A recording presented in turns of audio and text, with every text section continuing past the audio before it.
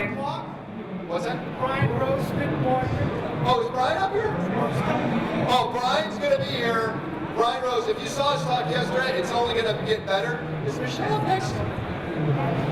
Michelle, are you next? I am. Yeah, come on over here. Michelle from KITCO. Love to see Michelle.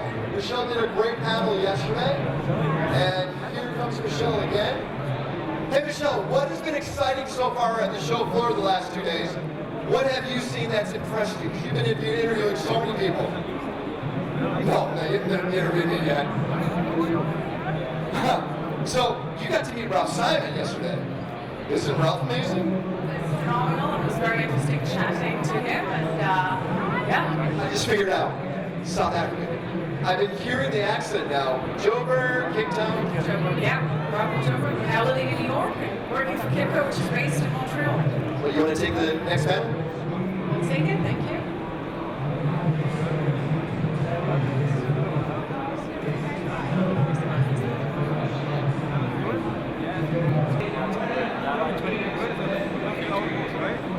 All right, great to be back.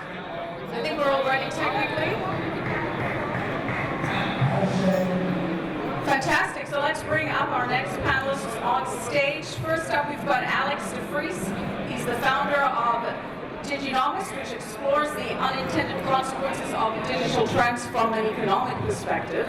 And Alex has developed the widely cited Bitcoin Energy Consumption Index, which shows the total energy used by the Bitcoin network. Nice to have you with us, Alex.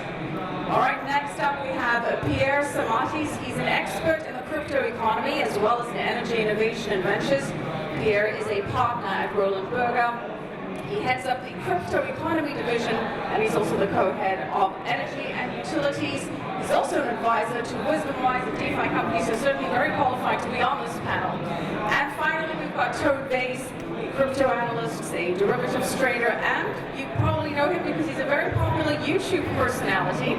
But he's also got some Wall Street experience, having worked for 10 years on Wall Street. He's also the producer of 3 big events, including Understanding Bitcoin and the Financial Summit. All right, guys. Gotta hold these mics up very, very closely to your mouth.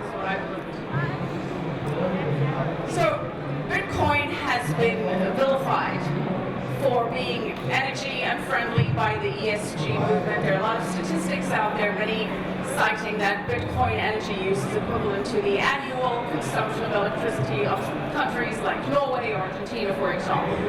But ever since the Bitcoin Mining Council has been established, there has been a move to go towards green use of energy with Bitcoin mining. And you could also make the argument that Bitcoin has in itself funded the investment in renewable energies. Adding to that, we've also got the recent proof of stake merge of the Ethereum network, and now that's brought into focus the fact that the proof of stake network protocol is much more energy efficient. So we're going to discuss all of these issues with our panels, and we're going to start off with Alex. Alex, you've, as we've said, developed the widely cited Bitcoin Energy Consumption Index. Your main point is that Bitcoin is just unsustainable from an energy perspective. So why don't we start off with you breaking that down for us? Sure.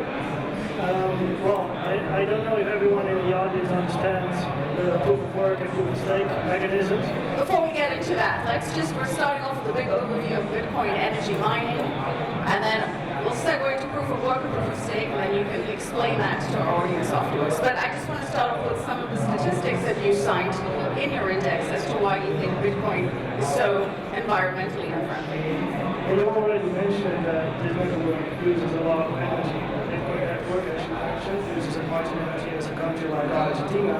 And then we're talking about more than 0.5% of our total global electricity consumption, which is what this network represents. It's also more than half of all our global data centers combined. So everything, all data centers, legacy financial system, Google, Amazon, Facebook, the internet, everything that needs a data center. And then when you look at the carbon footprint associated with that, even though the network doesn't use renewables to some extent, we see that we can estimate the carbon footprint of this network to be in the range of like 60 million megatons of carbon dioxide a year. And for reference, that is also by itself as much as a country like Greece, and and also more than what we are saving from deploying electric vehicles around the world. And that's just the energy using carbon footprint. People often forget that it's not just machines using energy, but also the machines themselves requiring a lot of chips and ultimately becoming electronic waste. So it adds additional problem there with the network putting out as much electronic waste as my own country, the Netherlands, produces in small equipment waste every year. And I think it really gets shocking once you look at what you get back from that. We see is that the Bitcoin network handles maybe 100 billion transactions a year. So as a result of the network footprint being pretty significant versus the network doing actually very little in terms of transaction volumes, the carbon footprints of a transaction can get quite extreme, and we can see that the carbon footprint of a single Bitcoin transaction can actually be larger than the per passenger carbon footprint of, you're taking a flight from London to New York, or maybe Dubai. Right. Okay, Alex, I'm going to have both our panelists respond to that. Firstly, we have the issue of energy consumption, and then we have the issue of whether all of this energy is in fact worth it. But why don't we start off with Pierre? Because just as a point of reference, 39% of proof-of-work mining is now powered by green energy, as far as I understand it. And I believe that Bitcoin is also being used as an incentive for the development of renewable energy sources. So please respond to the points that Alex made there. It's on? Great. Okay. So, yeah, I mean, while I definitely sign up for the statistics, I think it really, first of all and foremost, depends on the question, what's Bitcoin for you, right? Because if you don't see a value in Bitcoin, every megawatt hour that is put into Bitcoin will be a waste for you. I think Bitcoin represents far more than the energy consumption that it has right now, so that's maybe the first thing. So, and if we want to look at it honestly from an ESG point of view, we not only need to look at the environmental point, we also need to look at the social point. And the revolution that Bitcoin brings to society should be ranked relatively high on the social score. Now for the environmental impact and the energy consumption, also maybe just to give another point of reference, so we said Bitcoin has 0.5% of the global energy consumption. The internet is somewhere quoted around 7 to 10% of global energy consumption, depending on what source you ask. But I think we can also then ask ourselves how much of the content we have on the internet is actually not beneficial for society, and why don't we attack this instead of a protocol and a technical innovation that actually brings freedom to society. The other thing is now, and here comes my hat as a guy that's coming from the utility and energy industry, Bitcoin mining has really interesting benefits for utilities. And we're seeing miners forming as symbiosis with utilities. One, in areas like the Middle East, where you have a very interesting load pattern where in the summer we use all of our energy, we have a very high peak demand, and in the winter we only use 40% of the capacity. Bitcoin mining actually represents a way to monetize and increase the utilization of renewable power assets, and with that makes investments into renewables way more interesting. Second thing I want to comment is, if you think about CO2 emissions, then Bitcoin mining today is also used today to use methane to turn this into electricity and power mining. Now, it for sure emits CO2, but it doesn't emit methane, so actually there's also a carbon negative effect in there. Well, a lot of points to break down over there, but I saw Tone sort of nodding in agreement when discussing whether we think Bitcoin is worth it for its societal value, for what it adds ideologically. So Tone, I'm going to let you respond. Sure. Again, there are two different sides to the discussion. One is whether Bitcoin is worth spending energy on. Ethereum has decided that their project is not worth spending energy on at all, and they decided to remove the only innovation of the 21st century from their blockchain. And as a Bitcoiner, that's great. I mean, you can go back to the way systems ran in the 1980s, and that's what Ethereum decided to do. I'm perfectly happy with that. And the other argument is, of course, the global warming, carbon footprint, whatever they want to call it. So I actually have two backgrounds. One of my backgrounds is Wall Street. Prior to that, I do have a degree in geology, and that's what I started out doing. So I have a little bit of background there as well. So on the front, of the carbon footprint. I'll do that one first because that one is super easy. I think the most evil people on the planet right now are the ones pushing the ESG narrative.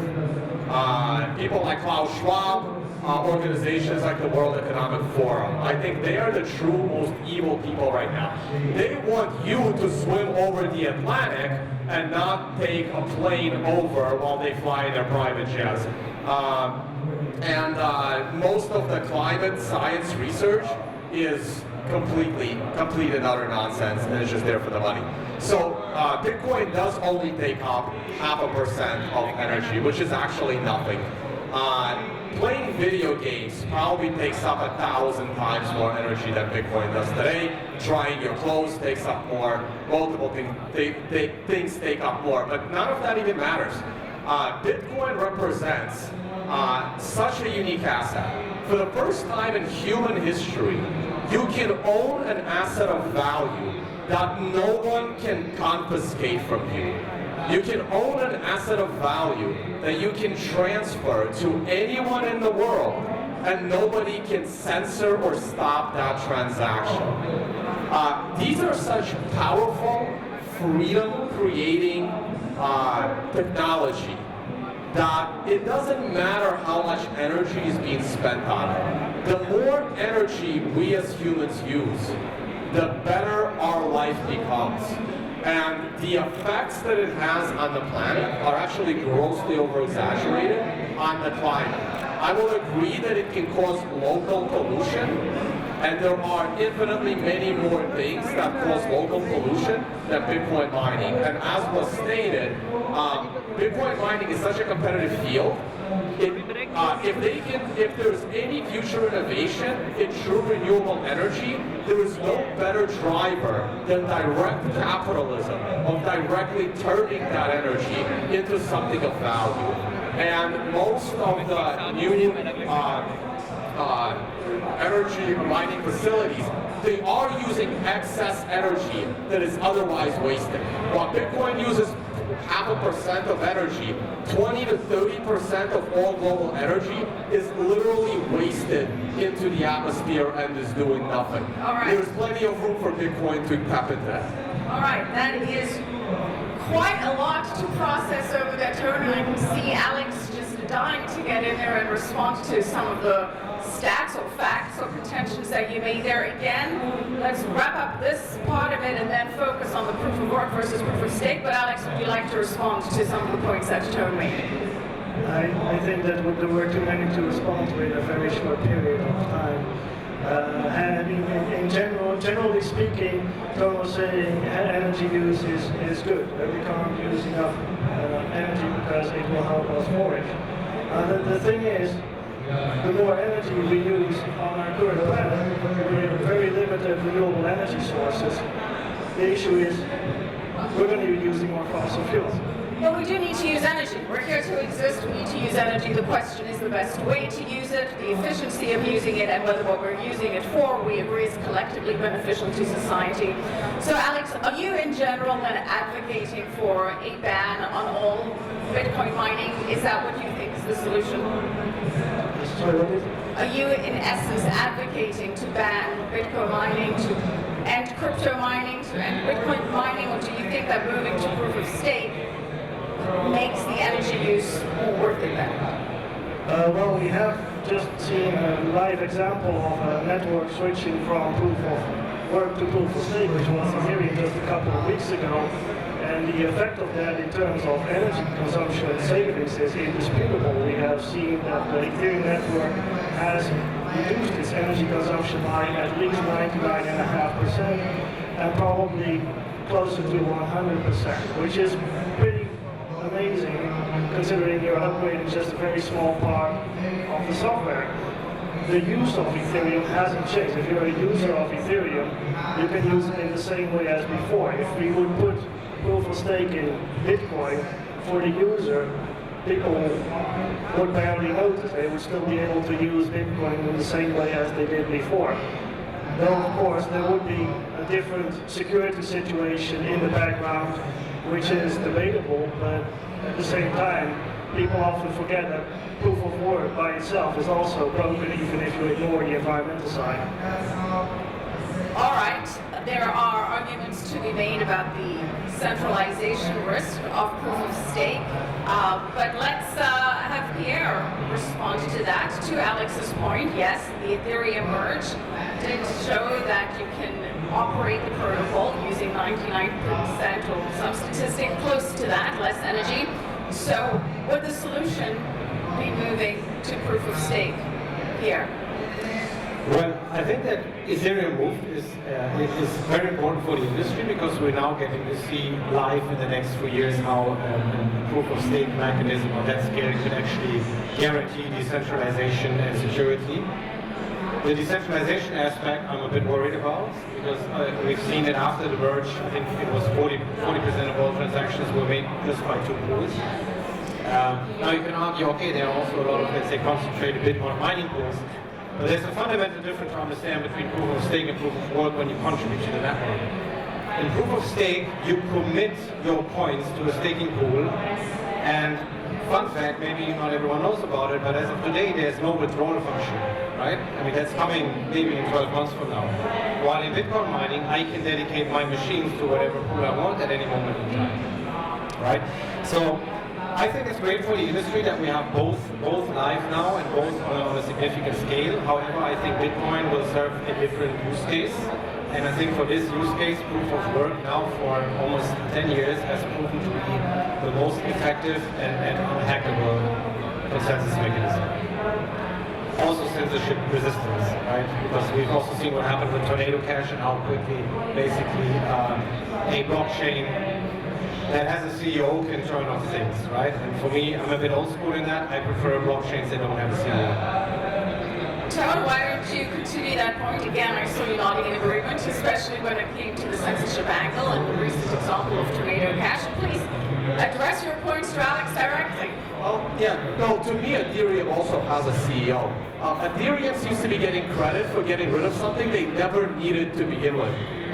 To me, Ethereum has always been a centralized company. I don't see that big of a difference between Ethereum and, say, Amazon's AWS. I've always saw Ethereum as a centralized company. The Ethereum token as the stock and the security of that company. I find their decentralization claims somewhat ridiculous, and they proved it in 2016 when they reversed possession of tokens due to the DAO hack.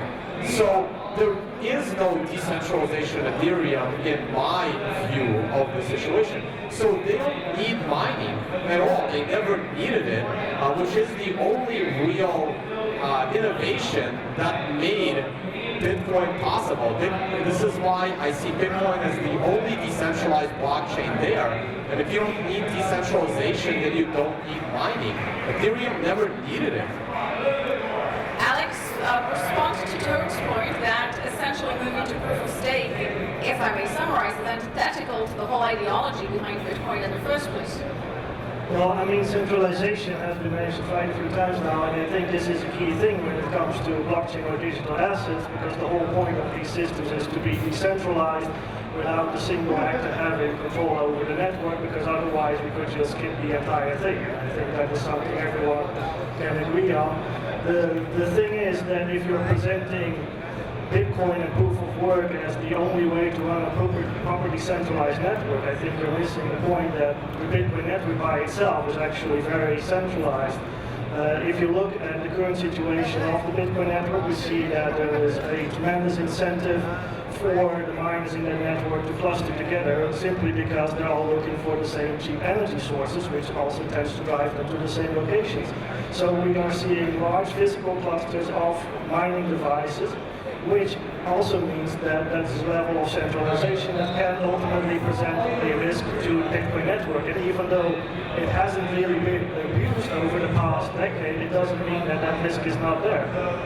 All right, Pierre, what do you say to that? That the idea that Bitcoin isn't really that decentralized, given you have clusters of several mining companies or miners that challenge that thesis?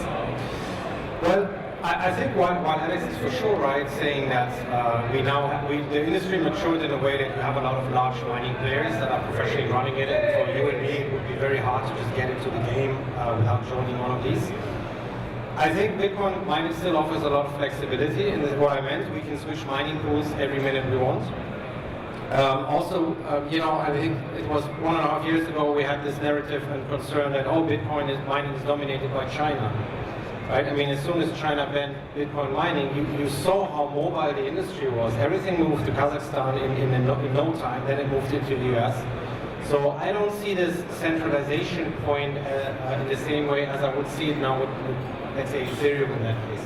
But let me also add one more thing, because for me, proof of work should be the main consensus mechanism for Bitcoin, because it has its clear benefits in terms of security, and especially all the benefits that were mentioned here can, from my point of view, as of today, only be achieved with proof of work.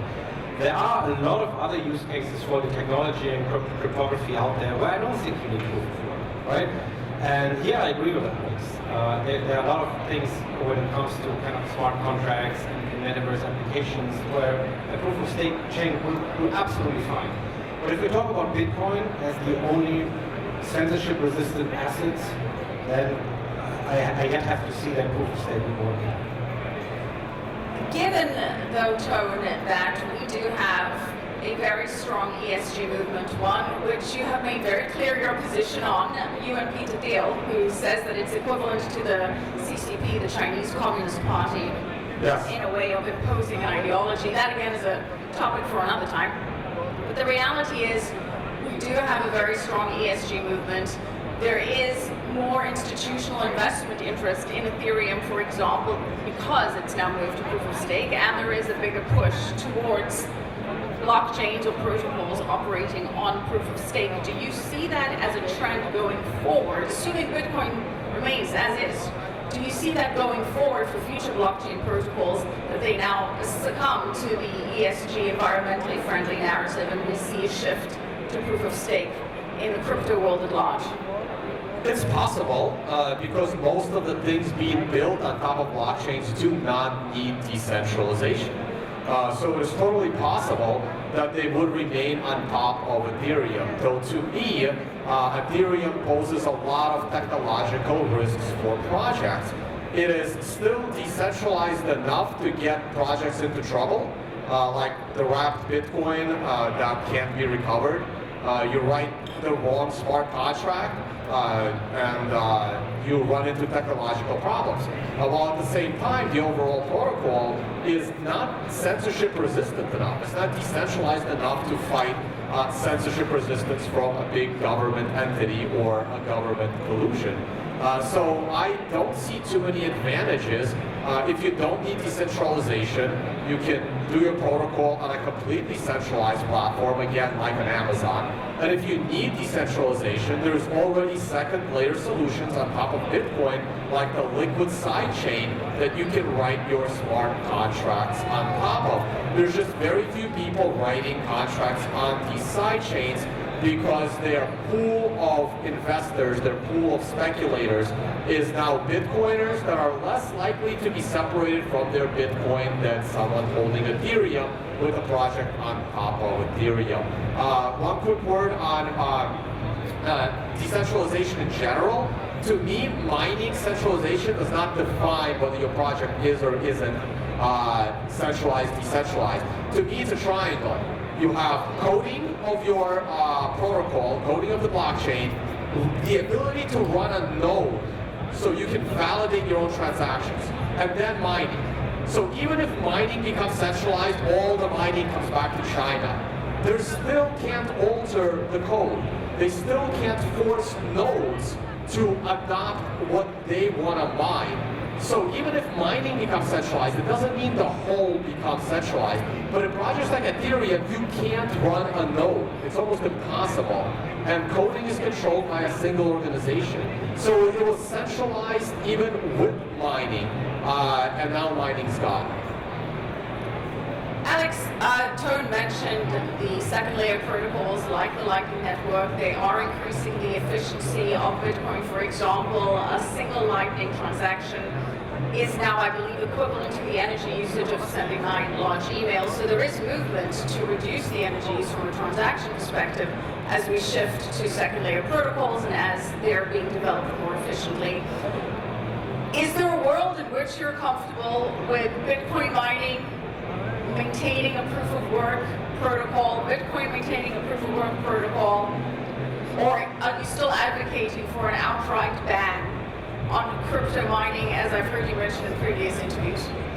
Yeah, you know, the thing is that when it comes to second layers, we're talking about scalability solutions, and they don't address the energy consumption problem in any way. I mean, if you have more transactions going on at the same energy consumption, yes, it's more efficient, but at the same time, you're not bringing the overall number down. The only thing that does that is actually moving away from proof of work. I think what I expect in the coming years is that governments are going to put increasing pressure on the Bitcoin network to do something about its proof of work protocol. We have actually seen this very recently in Europe, at least, where the EU was proposing an amendment on the markets and crypto asset regulation that would have prohibited crypto asset service providers from offering any crypto asset trading in cryptocurrencies related or making use of proof of work. So simply said, it would have been a Bitcoin ban, a ban on Bitcoin trading in Europe. And I guess that Bitcoin, as a result of that, even though this proposal was not accepted, it is going to be in for its first massive test of being censorship resistant, because all the entry points for Bitcoin are regulated exchange platforms, and governments, if they want to, can cripple the Bitcoin trading market by quite a lot, which would of course put a lot of pressure on the community to give in to the demand to get rid of its proof of work token. We have actually seen a question just posted 2 weeks ago in response to the Ethereum merge. It was posted in the European Parliament to the European Commission, and the question said, hey, we see Ethereum saving a lot of energy consumption. Why aren't we doing the same thing in Bitcoin? We saw comments by the European Central Bank stating we are banning internal combustion engines in cars in the next decade. Yeah. In what kind of world are we going to stop or ban internal combustion engines in cars, but not do something about proof of work in cryptocurrency? So I think it's very likely that this is going to result in adverse regulation on proof of work based crypto assets at some point. And yeah, that is, in my opinion, that's going to be the first major test for Bitcoin for censorship resistance. Pierre, to Alex's point, are those who are in the proof of work camp essentially fighting a losing battle here? Well, I don't think so. While I agree, I mean, just looking at how regulation is tackling the entire crypto space, and unfortunately, some of the regulatory, let's say, proposals you see, in particular coming out of Europe, they don't seem to really understand the technology and the possibilities when they call for a ban of Bitcoin and so on. So I think it's absolutely possible that we're going to see adverse regulation. I'm 100% in agreement. That's already what we see on the horizon, but I think it will be only certain regions, and these regions will then unfortunately regulate out innovation. I think that other regions, for instance, like the Middle East, will very much embrace proof of work mining. We're going to see that in the next years. We're going to hear something about it in the press for sure. And why? Because it's beneficial for the energy system. Because in a climate like this, in an energy setup like this, we are actually able to mine Bitcoin 100% CO2 neutral. And if it's needed for miners to show that, then there is still the option of buying renewable energy certificates to actually demonstrate that whatever they have mined has been done with CO2 neutral energy. So I think, yes, it's going to happen, but it's going to only happen regional-wise. Okay, final question to the panelists on a slightly bigger issue. On KITCO News, we recently had one of the co-founders of Ethereum, Anthony Diorio, and he said that there is a pretty good chance that we will see the flippening given all of this, meaning that the market cap of Ethereum will be bigger than the market cap of Bitcoin. Tone, do you see the flippening happening? I don't see the flipping happening at all, but is it possible? I mean, yes, because Ethereum's competition is not Bitcoin. People have to realize that Ethereum's competition is Amazon's AWS. Ethereum is as different from Bitcoin as Bitcoin is from, say, Netflix stock. That's how different they are. So even like, think of it in that terms, it doesn't matter. Well, like it's actually irrelevant. I would love to comment on the Europe thing. Western Europe can barely keep their own lights on right now, and they're the ones that are dictating to the world what we're supposed to do with energy. Europe needs to come to grips that they are no longer able to tell the world what to do. And we're witnessing that transition right now. So it's just not going to happen. Like Bitcoin is here to stay. Mining is not going anywhere because that is the innovation.